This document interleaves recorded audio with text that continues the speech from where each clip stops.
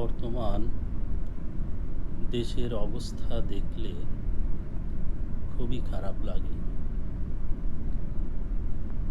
দেশের অসহায় মানুষগুলি, যারা শ্রমজীবী, কৃষক, শ্রমিক,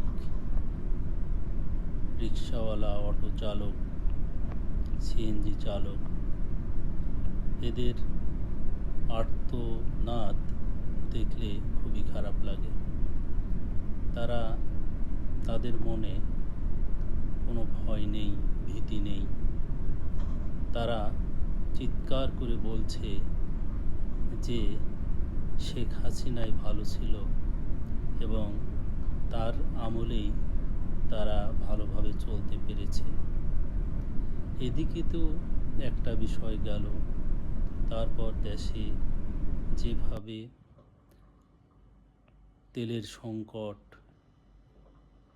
পেট্রোল, অকটেন এগুলির দাম যেভাবে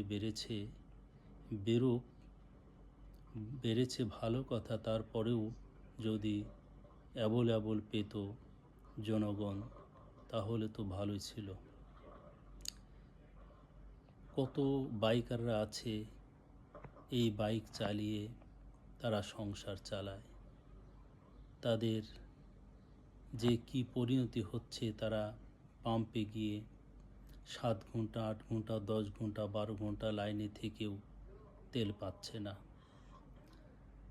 যদি তাদের এই রকম অবস্থা হয় এবং দিনের পর দিন এরকম অবস্থা হয়, তাহলে তাদের কি পরিণত হবে?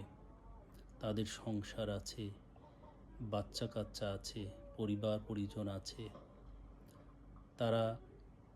তারা যে কিভাবে চিৎকার করছে, বুক ফাটা হাহাকার করছে এই তেলের জন্যে, বলার বাইরে। একদিকে তেল নেই, আরেক দিকে বিদ্যুতের যে করুণ পরিস্থিতি, করুণ অবস্থা, মানে যে ঘন্টায় ঘন্টায় বিদ্যুৎ যাচ্ছে, 24 ঘন্টায় ঠিকমতো বিদ্যুৎ সাপ্লাই দিতে পারছে না। বিদ্যুতের যে করুণ পরিস্থিতি, এতে কলকারখানার কথা বাদই দিলাম, কিন্তু সাধারণ জনগণ, সাধারণ মানুষের জীবন অতিষ্ঠ হয়ে উঠেছে এই গরমে বিদ্যুৎ না থাকার কারণে।